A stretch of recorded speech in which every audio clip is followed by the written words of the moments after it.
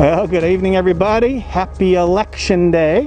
You know, humans aren't the only species that vote, so to speak. Several different species vote in one way or another, from rock ants to baboons. There's lots of different ways that they vote. One example is our African wild dogs here. Each morning when they wake up as a group, they have a rally, and they jump around excitedly and do a lot of sniffing and howling, and then eventually they have to determine whether to move on and hunt or not. And it all starts with a sneeze. That's how they vote.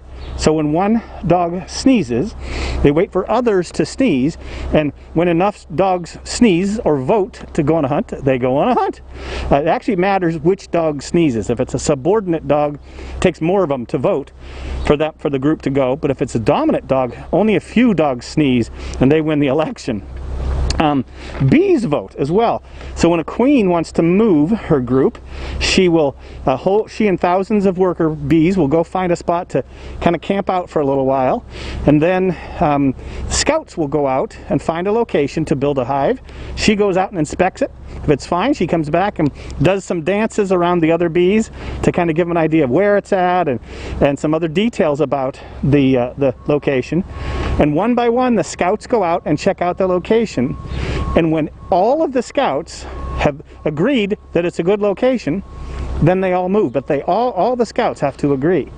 Meerkats vote as well. They do it by a kind of a mew. And what they do is when they wake up in the morning, they decide whether they're going to move as a group, and they'll mew, make a noise, and one after another vote. And once they get enough of them agree that it's time to move, they move as a group. So pretty interesting how animals vote just like us.